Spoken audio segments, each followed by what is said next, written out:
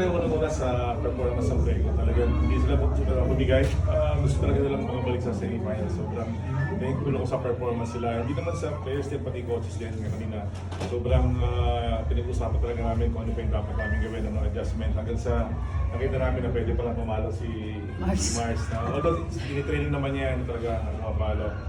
Sobrang crucial yung pensa niya na yun. Kaya nakuha namin game kasi talagang gusto namin makabalik para sa semi-finals. Thank you, Coach. And best player of the game, Mars Alba, with 22 excellent sets and 7 points. Ayun nga, na-mention nila Coach NCC na tinitraining mo talaga yung pag-spy, pag-aatake. Paano lang din sa tingin mo nakatulong yung ganong klaseng skill mo in helping the team